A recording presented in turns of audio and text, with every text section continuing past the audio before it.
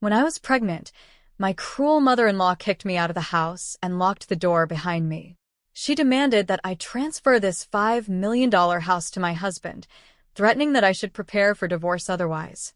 My husband stood with his mother and did not support me. When I refused, they threw all my belongings out of the house, pushed me back, and said, "Go away." I felt helpless and left the place. I decided on revenge. I secretly created a plan and took both of them to court, but the court's decision shocked everyone. My name is Lily, and I've always believed that independence was the cornerstone of a fulfilled life. At 35 years old, I was proud of my accomplishments as a real estate agent in suburban Denver. I had worked hard to build my career and save up for my beautiful home, which I bought for $5 million.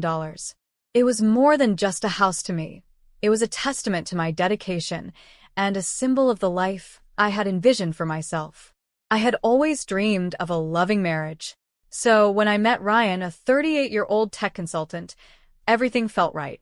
He was charming, intelligent, and seemed to appreciate my ambition.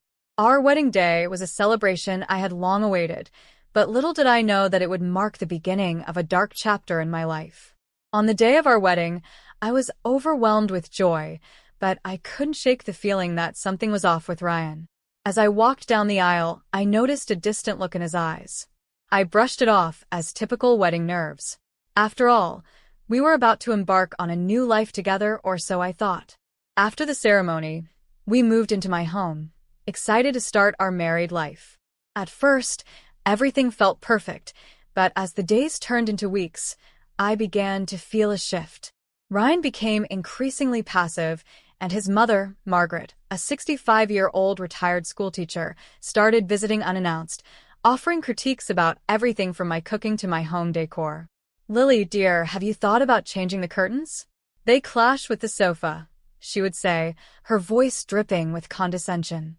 I wanted to say something back, to defend my choices, but I held my tongue. After all, Ryan was my husband, and I thought it was just the way families interacted. Maybe I was overreacting. I tried to brush off her comments, but they began to eat away at my self-esteem.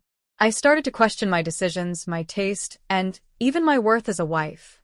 One afternoon, I sat with Ryan, hoping to express my feelings. "You know, I love our home, but your mom's comments are starting to get to me. Can we talk about setting some boundaries?" I asked, searching for understanding in his eyes. He sighed, looking away. "She's just trying to help, Lily. Family sticks together. You know how mothers are." I felt a wave of disappointment wash over me. Was my happiness in this marriage going to be compromised by his mother's opinions? I chose to keep quiet, hoping things would get better with time. The real turning point came unexpectedly. One evening, after a long day at work, I returned home to find Margaret standing in my living room, suitcases piled around her. "This is my son's house, too," she announced, as if I should have expected her. I stood frozen, my heart racing. "Margaret, what are you doing here?" I asked, struggling to maintain my composure. "I've decided to move in. You can't expect Ryan to live without his mother, can you?" Her tone was matter-of-fact, as if she were discussing the weather. I felt a sinking feeling in my stomach. "But this is my home. We didn't discuss this. Lily, you need to understand that family is important. You knew that when you married him." My world began to crumble around me. I turned to Ryan, desperate for support. "Ryan, please say something. This isn't right." He looked torn, glancing back and forth between his mother and me. "Mom just wants to help us, Lily. We can make this work." A cold wave of betrayal washed over me. I felt isolated in my own home, as if my sanctuary had turned into a battlefield. The one person I thought would stand by me had sided with his mother. The realization hit me hard. I was fighting for my place in my own life. As the weeks went by, things only got worse. Margaret's presence became a constant shadow, and I began to feel suffocated. I discovered I was pregnant and hoped it would bring us closer together. But when I shared the news, Margaret merely raised an eyebrow and said, "You'll need to watch your diet. We don't want any health issues." Even though I longed for support and joy during this time, I was met with cold indifference. I often found myself longing for the days when life felt uncomplicated and full of promise. My mind raced with thoughts of how my life had taken such an unexpected turn. One late night, after another exhausting day at work, I returned home, only to find the door locked. I knocked softly, expecting Ryan to let me in. Instead, Margaret's voice came through the door. "You're not coming in unless you agree to transfer ownership of this house to Ryan." I felt my heart drop. "Margaret, let me in. This is my home." "Not anymore, dear. This is my son's house. Either sign it over or I'll call the police. You're trespassing." The reality of my situation hit me like a freight train. I had fought hard for my independence, and now I was being thrown out of my own home. The tears streamed down my face as I realized I had nowhere to turn. I had become a stranger in my own life. As the night wore on, I sat on the porch, feeling the chill of betrayal seep into my bones. I had to think. I needed a plan. It was time to take back control. But I had to do it carefully. I couldn't let them see how vulnerable I felt. I decided to stay with my parents for a while to clear my mind. My father had always been my rock, and I knew they would understand. But the journey ahead was daunting, and I felt like I was standing on the edge of a cliff, ready to jump into the unknown. Little did I know that this leap would lead to a fight for my autonomy, a battle I was determined to win. After that harrowing night, I moved in with my parents. Their house felt comforting, filled with memories of my childhood, yet I couldn't shake the feeling of defeat that loomed over me. My father, a retired police officer, and my mother, a caring homemaker, welcomed me with open arms, but I knew I had to confront my situation head-on. "Lily, you can stay as long as you need," my mom said, wrapping me in a warm hug. "We'll figure this out together." I appreciated their support, but deep down, I felt a fire igniting within me. I was tired of being a victim in my own life. I needed a plan, and I needed help. That's when I reached out to Sarah, a close friend from college who had become a successful lawyer. She had always been my confidant, and now I needed her legal expertise more than ever. "Lily, I'm glad you called," Sarah said when I explained everything. "This is unacceptable, and we can fight back. You need to file for divorce. It's the first step in reclaiming your life." Her words rang in my ears like a battle cry. I had been thinking about divorce, but hearing it from Sarah made it feel real. But what if Ryan tries to retaliate? And Margaret, she's already shown how ruthless she can be. "Let them come," Sarah replied confidently. "You have the law on your side, and the emotional abuse you've suffered is not something to take lightly. We can build a case that highlights their manipulation." Over the next few days, we devised a comprehensive plan. Sarah would help me gather evidence of the emotional abuse and the coercion I faced from both Ryan and Margaret. We would document everything: text messages, voicemails, even the threats I'd received. I began to keep a detailed journal, noting every interaction, every comment that made me feel small and insignificant. One evening, while writing in my journal, I recalled a particular incident that had pushed me over the edge. It was a few weeks before I moved out. I had come home after a long day, tired and eager to share my pregnancy news. Instead, I found Margaret sitting at the kitchen table, going through my personal files. "What are you doing?" I had asked, my voice shaky with disbelief. "Just checking on your finances. After all, you're about to be a mother. It's important to be prepared." "Margaret, that's not your place. You have no right to invade my privacy like this," I had protested, feeling the familiar flush of anger rise within me. "Your husband's finances are my concern. If he struggles, we all struggle. And we don't want that, do we?" She had shot back with a cold smile. I had felt so powerless in that moment. Reflecting on it now fueled my resolve. No more would I allow her or Ryan to dictate my life. As I continued to strategize, I found strength in the realization that I was not alone. Sarah was a steadfast ally, and my parents offered emotional support that I desperately needed.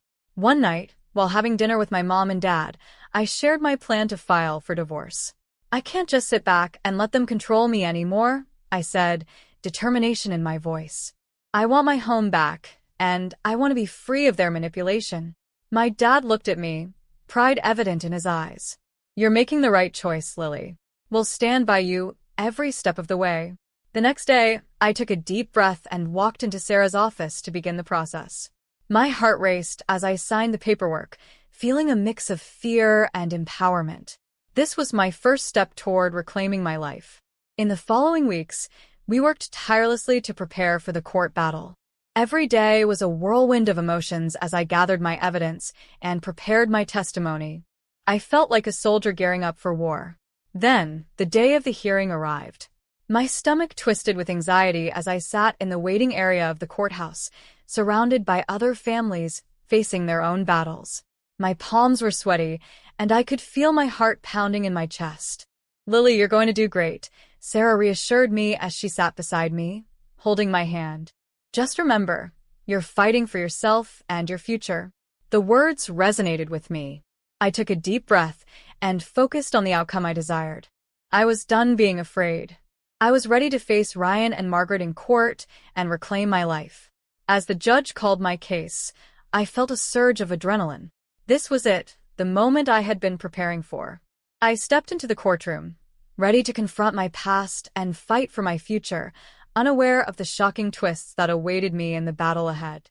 As I stepped into the courtroom, I felt the weight of my decision pressing down on me. The atmosphere was tense, filled with the murmur of other cases and the distant sound of a gavel striking.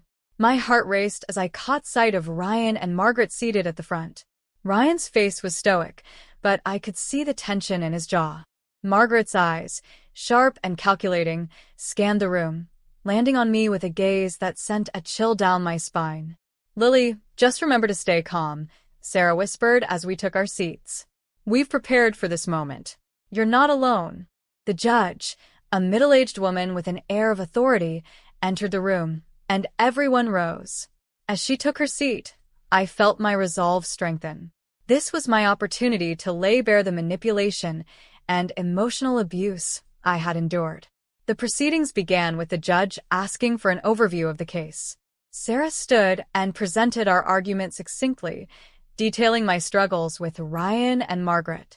She highlighted the emotional distress I had faced, framing it within the context of my pregnancy and my right to live freely in my own home. "Your Honor," Sarah began, "my client, Lily, is here today to reclaim her life from the grasp of her husband and mother-in-law, who have systematically tried to control her. We have evidence of emotional abuse and coercion that we believe warrants immediate action." I glanced at Ryan, who remained expressionless, but I noticed the way his fingers gripped the edge of the table. Margaret, on the other hand, seemed unfazed, a sly smile playing at the corners of her mouth as she leaned in closer to Ryan.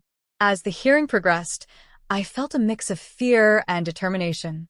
My stomach churned as I listened to Ryan's lawyer present his side of the story, painting me as an unfit wife who was trying to alienate her husband from his family. "Lily is exaggerating her claims to gain control over their shared assets," he argued. But I was prepared. When it was my turn to testify, I stood up and took a deep breath, glancing over at Sarah, who nodded encouragingly. I was excited to marry Ryan and build a life together. I began, my voice steady. But almost immediately, I felt like a stranger in my own home. His mother moved in without my consent and began to dictate how I should live my life. I was locked out of my home after a long day of work, and when I tried to discuss my feelings with Ryan, he chose to support his mother over me.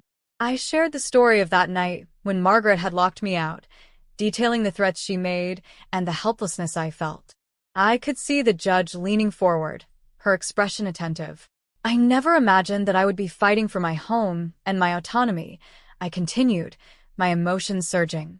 "This isn't just about property. It's about my identity and my future as a mother. I refuse to raise my child in an environment where I am constantly belittled and controlled." After I finished, there was a moment of silence in the courtroom. The judge scribbled notes, and I could see Ryan's expression faltering. I felt a wave of empowerment wash over me. I had spoken my truth. As the hearing wrapped up, the judge turned to Ryan and Margaret. "You both need to understand the gravity of this situation. The emotional well-being of a mother and her child is paramount." As we left the courtroom, Sarah squeezed my hand. You did incredibly well, Lily. I think we have a strong case.